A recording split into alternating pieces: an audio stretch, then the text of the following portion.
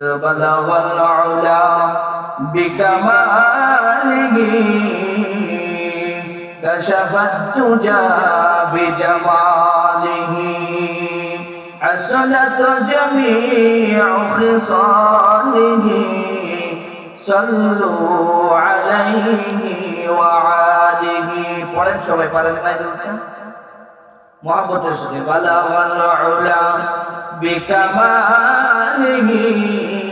কাশাফাত thuja বিজামালিহি Hasnat জামিউ খিসালিহি সাল্লু আলাইহি ওয়া আলিহি পারে ফার জায়েগি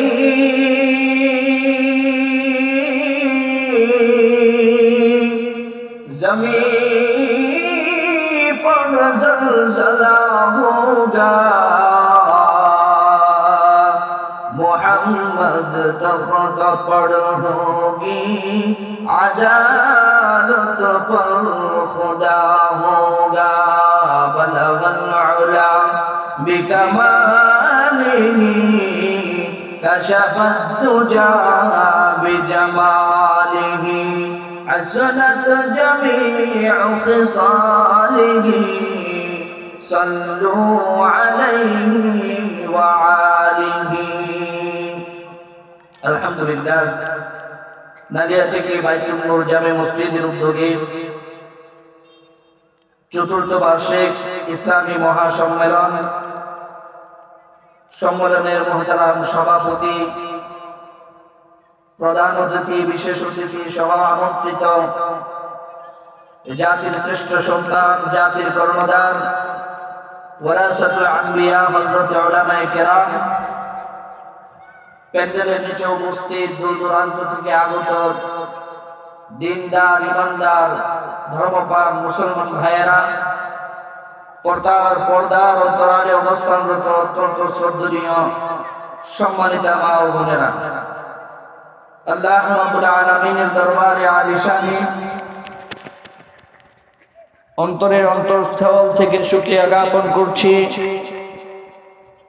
যে মহান মালিক মহান রব্বুল আলামিন আমাদেরকে ফিতনা ফাসাদের জামানায় সমস্ত গুনাহের কাজ থেকে ফারেক করে জালিসুর রহমান জান্নাতি প্যান্ডেলের নিচে এসে নেকের আশায় গুনাহ মাফের আশায় আসবার বসবার দিনে কিছু আলোচনা আমার মতো গুনাহগারকে করার এবং আপনাদেরকে শোনার মতো সুযোগ যে মুনিব আল্লাহ তাআলা আমাদেরকে করে দিলেন সেই মহান মালিক রব্বুল আলামিনের দরবারে অন্তরের অন্তঃস্থল থেকে শ্রদ্ধা জড়িত কণ্ঠে আকাশ বাতাসকে মুখরিত করে জোরে সুরে কালিমাতুশ শুকর আদায় করছি সবাই জোরে সুরে বলে আলহামদুলিল্লাহ। আল্লাহ তাআলার কাছে শুকর আদায় করছি যে মহান মালিক আমাদেরকে মুসলমান হিসেবে ঈমানদার হিসেবে দুনিয়াতে প্রেরণ করেছেন। খুশি না বেজার? আর একটু জোরে বলেন আল্লাহ তাআলা আমাদেরকে ঈমানদার হিসেবে দুনিয়াতে পাঠাইছে, এতে খুশি না বেজার? একজন ঈমানদারের দাম কত আল্লাহ তাআলার কাছে? হাদিস শরীফের মধ্যে রাসূল করিম সাল্লাল্লাহু আলাইহি ওয়াসাল্লাম ফরমান, একজন কালমাওয়ালা মুসলমান যতদিন পর্যন্ত এই পৃথিবীর জমিনে বেঁচে থাকবে, একজন কালমাওয়ালা মুসলমান ইমানদারকে উসিলা করে আল্লাহ রাব্বুল আলামিন এই পৃথিবীর আসমান জমিনের প্যান্ডেলকে বাঁধবেন না। সুবহানাল্লাহ। আরেকটু জোরে আওয়াজ দিয়ে বলেন না সুবহানাল্লাহ। একজন ইমানদার মুসলমানের এত দাম যে একজন মুসলমান মুমিন যতদিন পর্যন্ত পৃথিবীতে বেঁচে থাকবে, এই একজন ইমানদারকে উসিলা করে আল্লাহ তাআলা আসমান জমিনের প্যান্ডেলকে ভাঙবেন না। আর একজন কালমাওয়ালা মুসলমানও যদি পৃথিবীতে না থাকে, গোটা পৃথিবী যদি মানুষে ভরপুর এবং পরিপূর্ণ থাকে, গোটা পৃথিবীতে মানুষের অভাব নাই, কিন্তু সমস্ত মানুষগুলো বেঈমান বেদিন, তারা আল্লাহ মানে না, রাসূল মানে না। আল্লাহই যে আমাদের সৃষ্টিকর্তা, আমাদের সৃষ্টিকর্তা কে? আর একটু জোরে আওয়াজ দিয়ে বলেন না কে? আল্লাহ। আমাদের সৃষ্টিকর্তা যে আল্লাহ তাআলা, আল্লাহই যে আমাদেরকে সৃষ্টি করেছেন এটা মানে না। যারা মানে না তারা কি ঈমানদার না বেঈমান? আরেকটু জোরে বল। তো এই সমস্ত বেঈমান দিয়া যদি গোটা পৃথিবীও ভরে যায়, আল্লাহর রাসূল বলেন আল্লাহ তাআলা সাথে সাথে কিয়ামত ঘটায় দিবেন। এই আসমান জমিনের প্যান্ডেলকে রাখবেন না। ইসরাফিল আলাইহিস সালাতু ওয়াস সালাম সিংহা মুখে দণ্ডায়মান আছেন, দাঁড়ায় আছেন। যখনই আল্লাহ তাআলার পক্ষ থেকে নির্দেশ দেওয়া হবে, ইসরাফিল আলাইহিস সালাতু ওয়াস সালাম সিংহার মধ্যে ফুৎকার দিয়ে দিবেন, সাথে সাথে সারা পৃথিবী ধ্বংস হয়ে যাবে। তাহলে পৃথিবীটা টিকায় রাখবেন যদি একজন ঈমানদারও থাকে, তাহলে বোঝা গেল একজন ঈমানদারের দাম এই পৃথিবী এবং পৃথিবীর ভিতরে যা কিছু আছে সব কিছুর চাইতেও একজন ঈমানদারের দাম আমার আল্লাহ তাআলার কাছে বেশি। কথা কি বুঝে আসতেছে? সেই ঈমানের দৌলত আল্লাহ তাআলা আমাদেরকে দান করছেন। এই ঈমান সবচেয়ে বড় দামি এক সম্পদের নাম। আল্লাহ তাআলা কিয়ামতের ময়দানে জান্নাত এবং জাহান্নাম দান করবেন। যে সমস্ত বান্দাদেরকে জান্নাত দান করবেন, দুইটা বিনিময়ে, দুইটা জিনিসের বিনিময়ে আল্লাহ তাআলা জান্নাত দান করবেন। এক নাম্বার হলো ঈমান, দুই নাম্বার হলো নেক আমল। কয়টা জিনিসের বিনিময়ে আল্লাহ তাআলা জান্নাত দান করবেন? আরেকটু জোরে বলেন।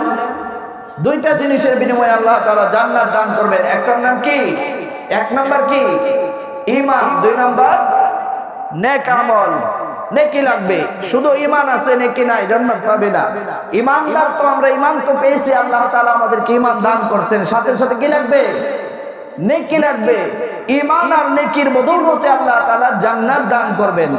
আমরা জান্নাতে যাইতে চাই তো নাকি? চান না জান্নাতে যাইতে? কোন নাকি জান্নাতে যাইতে চান? কারা কারা চান একটু হাতটা উঠান তো। আল্লাহ তাআলা সকলকে কবুল করুন, জোরে করে আমিন। আল্লাহ তাআলা আমাদের প্রত্যেককে মৃত্যুর পর বিনা হিসাবে জান্নাত দান করুন, সবাই বলুন আমিন। জান্নাত সৃষ্টি করার পর জিবরাইল আলাইহিস সালাতু ওয়াস সালাম একজন ফেরেশতার নাম। জিবরাইল আলাইহিস সালাতু ওয়াস সালাম গিয়ে আল্লাহ তাআলার কাছে আরজ করেন, ওগো আল্লাহ, জান্নাত বানাইছেন, জান্নাতটা একটু ঘুরে দেখতে যাই। আল্লাহ তাআলা জিবরাইল আলাইহিস সালাতু ওয়াস সালামকে ডাক দিয়ে বলেন, জিবরাইল, জান্নাত তো দেখবা অনেক পরের কথা।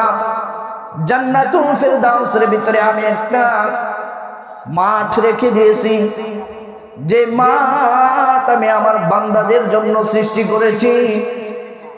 এই মাঠটা তুমি একটু ঘুরে দেখে আসো। জিবরাইল আলাইহিস সালাতু ওয়াস সালাম আল্লাহ রাব্বুল আলামিন সমস্ত ফেরেশতাদের ভিতরে তাকে সরদার বানিয়েছেন। সমস্ত ফেরেশতাদের সরদার হইল জিবরাইল আলাইহিস সালাতু ওয়াস সালাম। জান্নাত দেখবে তো দূরের কথা, জান্নাতের একটা মাঠ দেখার জন্য ফেরেশতাদের সরদার জিবরাইল আলাইহিস সালাতু ওয়াস সালাম যখন গেছেন, জিবরাইল আলাইহিস সালাতু ওয়াস সালাম বলেন, আল্লাহ রাব্বুল আলামিন আমাকে 650 নূরের পাখা দান করেছেন। কয়শো নূরের পাখা? আরেকটু জোরে আওয়াজ দিয়ে বলেন।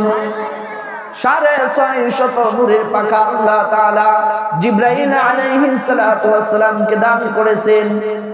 একটা পাখা এত বড়, এত বিশাল, একটা পাখা যদি পৃথিবীর এক প্রান্ত দিকে দেয়, আরেকটা পাখা যদি পৃথিবীর অপর প্রান্ত দেয়, একটা পাখা মেলায়া সে সারা পৃথিবীকে টান দিতে পারে। সুবহানাল্লাহ।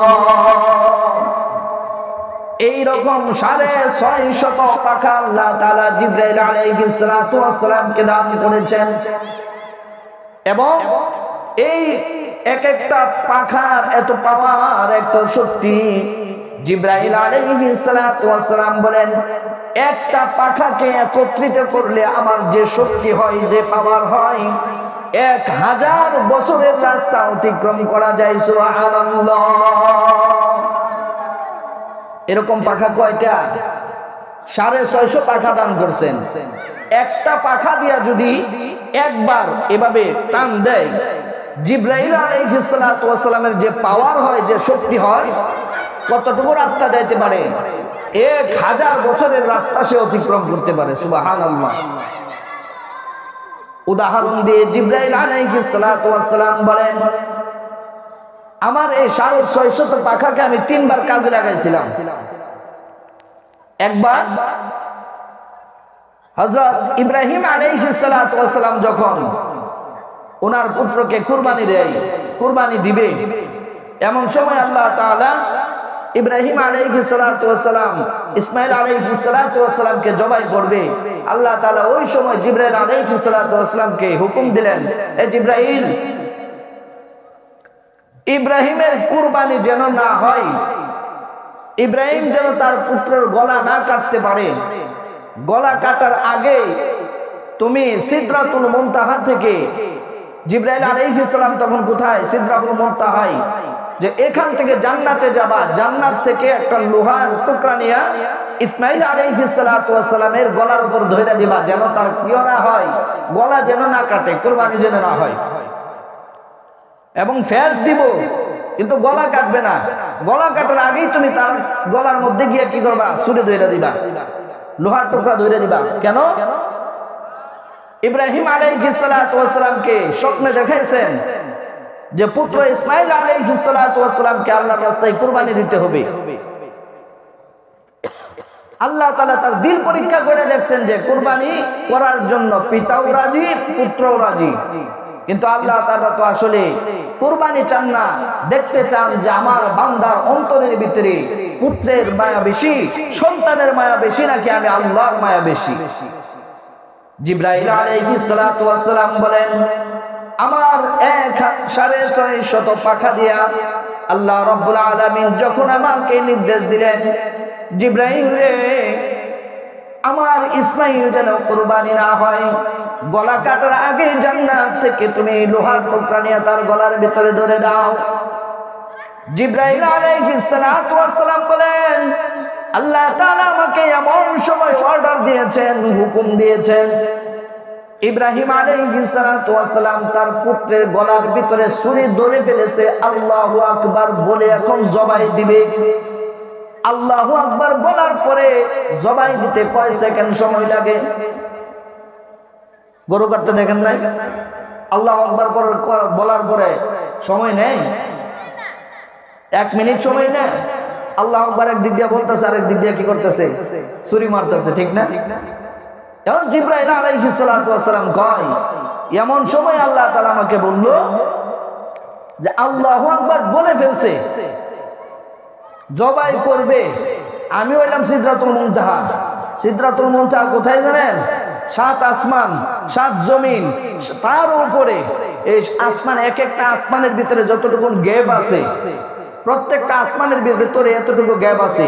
এই 7 আসমান 7 জমিনের উপরে সিদরাতুল মুনতাহা। জিবরাইল বলেন, আমি ওই জায়গার ভিতরে। আর আল্লাহ তাআলা তখন আমাকে নির্দেশ করলেন যে যাও, তাড়াতাড়ি গিয়ে ইসমাঈলের গলার উপরে জান্নাত থেকে লোহার টুকরা নিয়ে ধরে ফেলো। তো জিবরাইল বলেন, আমি আপনাদেরকে বুঝাইতে চাচ্ছি যে তার এক একটা পাখার পাওয়ার কত, শক্তি কত। জিবরাইল বলেন, আমি আমার 650 নূরের পাখা দিয়া একত্রিত যখন টান দিলাম, ইব্রাহিম আলাইহিস সালাতু ওয়াস সালাম আল্লাহু আকবার বলে ছুরি লাগাইবেন, আর আমি ওইখান থেকে টান দেওয়ার পরে আয়েশা দেখি ছুরি এখনো যায় নাই, গলার ভিতরে যাবে, এর আগে আমি জিবরাইল জান্নাত থেকে লোহার টুকরা এনে ইসমাঈলের গলার উপরে ধরে দিলাম। এবার বুঝেন তার এক একটা পাখার শক্তিগত, পাওয়ার কত। আরো 2টা আছে, সময় নাই, বলা যাবে না, যেহেতু সময় কম। বলতেছিলাম জান্নাত কত বড়, আমরা মুমিন মুসলমান জান্নাতে যেতে চাই, জান্নাত কত বড় এটা অনুমান তো দূরের কথা, জান্নাতের ভিতরে যে একটা মাঠ আল্লাহ তাআলা দান করবেন, এই মাঠটার দূরত্ব বুঝাইতেছি। তাই জিবরাইল আলাইহিস সালাতু ওয়াস সালামের একটা পাখার পাওয়ার 1000 বছরের রাস্তা। এরকম 650 নূরের পাখা আছে, 650 নূরের পাখা দিয়া আল্লাহ তাআলা বলছেন, জিবরাইল আমার জান্নাত দেখতে পারবা না, জান্নাত যে আমি দান করব আমার বান্দা বান্দীদেরকে, জান্নাতের ভিতরে একটা মাঠ আছে, ওই মাঠটা তুমি একটু ঘুরে আসো। জিবরাইল আলাইহিস সালাতু ওয়াস সালাম আল্লাহ তাআলার কাছ থেকে অর্ডার নিয়ে যখন জান্নাতের মাঠ দেখার জন্য গেলেন, ওই জান্নাতের মাঠের ভিতরে ঘুরতে আরম্ভ করলেন। 650 নূরের পাখা দিয়ে ঘুরতে থাকলেন এবং দেখতে থাকলেন। এক মাথা থেকে আরেক মাথায় পর্যন্ত যাওয়ার জন্য ছুটতে থাকলেন। 650 নূরের পাখা দিয়া একদিন নয়, 2 দিন নয়, 1 মাস নয়, 1 বছর নয়, 2 বছর নয়, 70,000 বছর পর্যন্ত জিবরাইল আলাইহিস সালাতু ওয়াস সালাম 650 নূরের পাখা দিয়া সমস্ত শক্তি লাগাইয়া জান্নাতের সেই দারুল খুলদের মাঠটা দেখতেছিলেন। জিবরাইল আলাইহিস সালাতু ওয়াস সালাম বলেন, 70,000 বছর পর্যন্ত ঘুরাও জান্নাতের মাঠের একটা কিনার থেকে আরেকটা কিনার আমি লাগত পাই না। जन्नत दो जग से यार अब क्या करो, आरज़ू है मैं तुझे देखा करो। जन्नत दो जग से यार अब क्या करो, आरज़ू है मैं तुझे देखा करो। हो रे गिलमा जितने नेमत तेरे को, सबसे बढ़कर नेमत दीदार को, सबसे बढ़कर नेमत दीदार तो। এত বিশাল জান্নাতের মাঠ আল্লাহ তাআলা আমাদের জন্য রেখে দিয়েছেন। এই জান্নাতের মাঠ যদি এত বড় হয়, যে জান্নাতুল ফেরদাউস আল্লাহ তাআলা আপনাকে আমাকে দান করবেন, সেই জান্নাতের বিশালতা না জানি কত বড়। এই জান্নাত আল্লাহ তাআলা আমাদেরকে দিবেন কয়টা জিনিসের বিনিময়? ভুলে গেছেন? কথা বুঝতেছেন তো? মনোযোগ আছে এদিকে? লোক কম বেশি এই জন্য সমস্যা নাই তো। মাঠ ভর্তি লোক, ওয়াজ শুনলো সারা রাত, এরপরে যে সেই লাভ আছে কোনো? বেনামাজি রয়ে গেল, বেপরদাশীল নারী বেপরদাশীলী রয়ে গেল, পরিবারের মধ্যে পর্দা নাই, নামাজ রোজা নাই, যেই সেই ওয়াজ শুনলো সারা রাত শুনলো, এরপরের থেকে যেই সেই এই ওয়াজ শুনলে তো লাভ নাই। লাখ লাখ মানুষও বয়ান শুনলেও লাভ নাই। 5 জন মানুষও যদি বয়ান শুনে হেদায়েত পাওয়া যায় আল্লাহ তাআলার কাছে, তাহলে এই মাহফিল কামিয়াব। ঠিক কি না? মানুষ কম বেশি হওয়াতে কামিয়াবি না, সফলতা না। সফলতা হলো, আসল সফলতা হলো আল্লাহ তাআলার পক্ষ থেকে হেদায়েত প্রাপ্ত হওয়া। আমরা আসছি কি জন্য? আল্লাহ তাআলা এই যে এখানে আসবে, উলামায়ে কেরাম আসবে, ওনাদের জবান থেকে যা কিছু শুনি, আমার দিলের হালতটা যদি কিছুটা হলেও পরিবর্তন হয়, আমার জিন্দেগিতে যদি একটু হলেও পরিবর্তন আসে, আমি যদি আমার পরিবার থেকে কিছুটা হলেও একটু লাইনের ভিতরে নিয়ে আসতে পারি, তাকওয়া ওয়ালা বানাইতে পারি, আল্লাহ ওয়ালা বানাইতে পারি, তাহলে এই আলোচনা আমার জন্য সফল এবং কামিয়াবি বয়ে আনবে। ঠিক কিনা? কথা শুনতেছেন তো? এই জন্য মনোযোগ দিয়ে শুনতে হবে। তাহলে বলতেছিলাম, এই জান্নাত দিবেন আল্লাহ তাআলা 2টা জিনিসের বিনিময়। একটা হলো নেক আমল, আর একটা হলো ঈমান। ঈমান দিয়ে আল্লাহ তাআলা আমাদেরকে দুনিয়াতে পাঠাইছেন, ঈমানের দৌলত আমাদের কাছে আছে, সাথে সাথে নেক আমলের দৌলত আমাদের লাগবে। ঠিক কিনা? আরে মুসলমান ইমানদার, কিয়ামতের মাঠ যখন কায়েম হয়ে যাবে, 1 নম্বর ঈমানের টিকিট দেখাইতে হবে। এজন্য ঈমান তো আল্লাহ তাআলা দিয়া পাঠাইছেন। ঈমান সবচেয়ে বড় দামি দৌলতের নাম। এই ঈমানটাকে হেফাজত করতে হবে এবং ঈমানটাকে সাথে নিয়ে কবরে যাইতে হবে। গোটা পৃথিবীতে, গোটা বিশ্বময় মুসলমানের ঈমান কিভাবে ছিনিয়ে নেওয়া যায়, মুসলমানের ঈমান কিভাবে ধ্বংস করা যায়, দুনিয়ার কাফের বেঈমানেরা মুসলমানদের ঈমান ধ্বংস করার জন্য সকাল থেকে সন্ধ্যা পর্যন্ত, সন্ধ্যা থেকে সকাল পর্যন্ত ষড়যন্ত্র করে কোটি কোটি টাকা ব্যয় করতেছে, কিভাবে মুসলমানদেরকে মুসলমানের ভিতর থেকে ঈমান হারানো যায়। ঈমান যে দামি দৌলতের নাম, শয়তান যেমন আল্লাহ তাআলার কাছ থেকে অনুমতি নিয়ে আসছে যে আমি আদম সন্তানকে জান্নাতে যাইতে দিব না। বর্তমানে গোটা পৃথিবীতে কিছু ইহুদি খ্রিস্টানের বাচ্চারা এমন এজেন্ডা নিয়ে নামছে যেন মুসলমানরা তাদের ঈমান আমলকে হেফাজত করে ঈমান নিয়ে দুনিয়া থেকে না যাইতে পারে। ঈমান ধ্বংস হওয়ার জন্য ছোট্ট ছোট্ট ক্লিপ করে করে এমন ভাবে বিষ ঢুকাইতেছে যেন মুসলমানেরা বুঝতেই পারে না ঈমান কিভাবে হারা যাইতেছে। সব দিকে ষড়যন্ত্র, আস্তে আস্তে আপনার কাছ থেকে ঈমানটা সরাই নিয়ে যাইতেছে। আজ এমন ঈমানটাকে হেফাজত করতে হবে।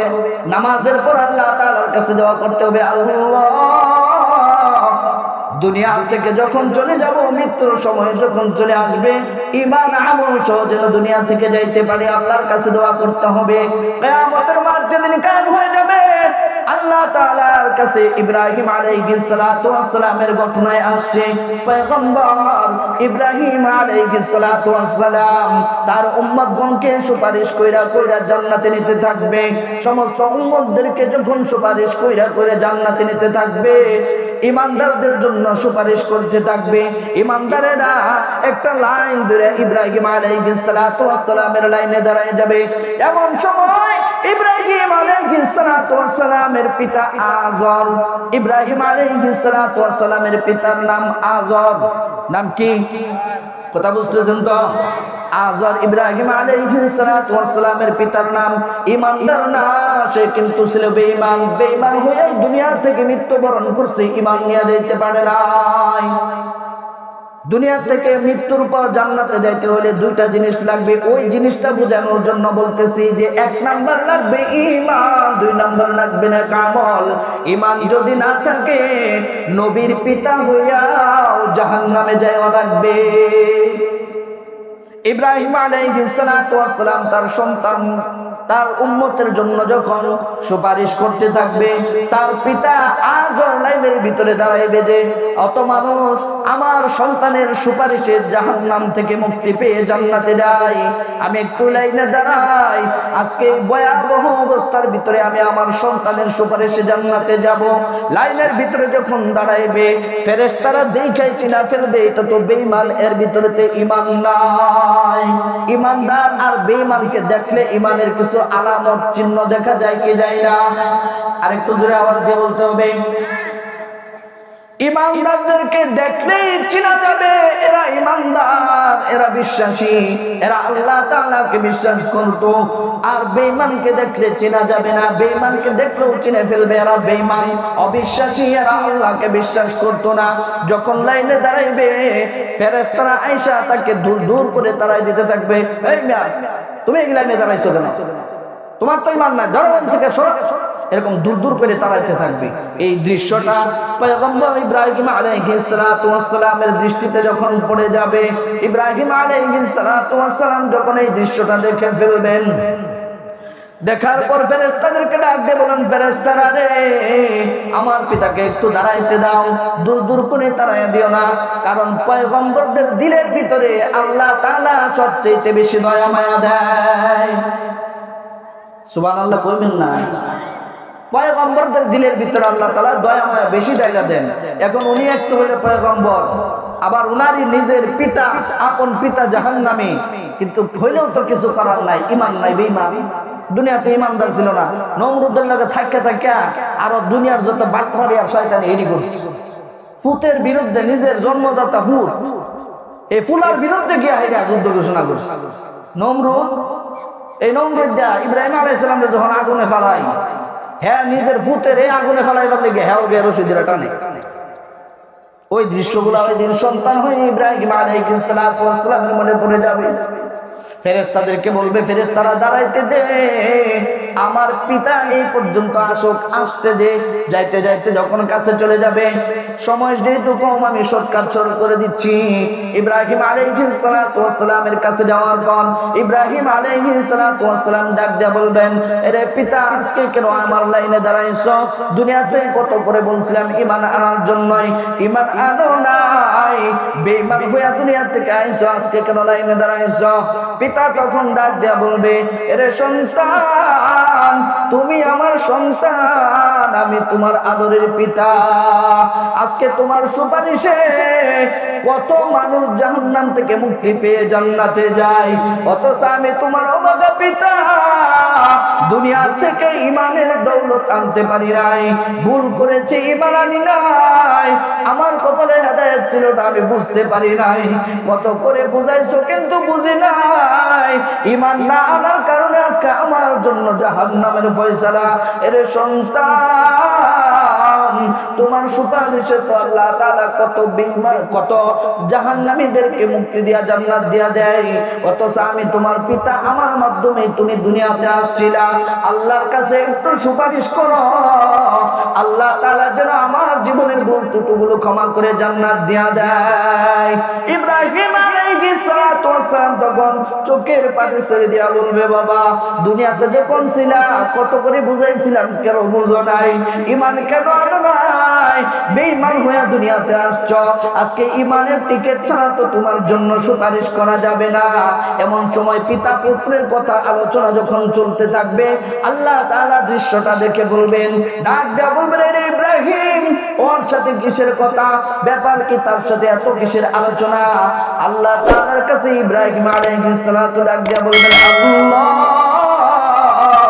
হাজার হইলেও তো আমার জন্মদাতা পিতা। আজকে আমার পিতা জাহান্নামী হয়ে যায়, সন্তান হয়ে সহ্য করতে পারি না। আমার দিলের ভিতরে মায়া লাগে, আমার বড় কষ্ট লাগে। আল্লাহ আমার পিতার জন্য কি কিছু করা যায়? আল্লাহ তাআলার পক্ষ থেকে আওয়াজ আসবে, ইন্না হারামনাল জান্নাতা আলাল কাফিরিন। সমস্ত কাফের বেঈমানদের জন্য আমি জান্নাতকে হারাম করে দিয়েছি, কাফেরের জন্য কোনো জান্নাত নাই। সুতরাং এমন ভাবে যখন বলতে থাকবে, আল্লাহ বলবে, তোমার পিতার জন্য মায়া হয়, দাঁড়াও মায়া কমাইতেছি। সাথে সাথে ফেরেশতাদেরকে ডাক দিয়ে বলবে, ফেরেশতারা এই ইব্রাহিম আলাইহিস সালাতু ওয়াস সালামের পিতার রূপটাকে পরিবর্তন করে দাও। রূপটাকে যখন চেঞ্জ করে দেওয়ার কথা বলবে, ফেরেশতারা আল্লাহ তাআলার ওয়ার্ডার পেয়ে সাথে সাথে আজরকে তার রূপটা পরিবর্তন করে একটা মৃত গুল সাপে পরিণত করে দিবে। নাউজুবিল্লাহ। যখন আল্লাহ তাআলা যখন তাকে গুল সাপে পরিণত করে দিবেন, ইব্রাহিম আলাইহিস সালাতু ওয়াস সালাম নিচের দিকে তাকাইবেন, তাকায় দেখবেন, কই আমার আব্বা, কই কই আব্বা কই গেল? এখন বিশ্রায় বিধি আব্বা নাই। আল্লাহ তাআলা দেখাই দিবেন, আল্লাহ তাআলা স্বয়ং নিজে দেখাইবেন, ওই যে দেখো তোমার আব্বা ওই যে শুয়ে আছে, ওই যে শুয়ে আছে। ইব্রাহিম আলাইহিস সালাতু ওয়াস সালাম বলবেন, এটা তো একটা মৃত গুলশাপ, এটা তো একটা গুলশাপ, এটা তো আমার আব্বা না। তখন আল্লাহ তাআলা ডাক দিয়ে বলবে, রে পয়গম্বর, ঈমান ছাড়া হইয়া, ঈমান হারা হইয়া, বেঈমান হইয়া দুনিয়াতে আসছে। দুনিয়াতে যারা বাঁচে, ঈমান হারা হইয়া যারা বাঁচে, এদেরকে সুরতে আকৃতিতে দেখতে মানুষের মতো দেখা গেলেও এরা হলো চতুষ্পদ জন্তু, জানোয়ারের চাইতে নিকৃষ্ট। এইটাই হলো বেঈমানের আসল চেহারা।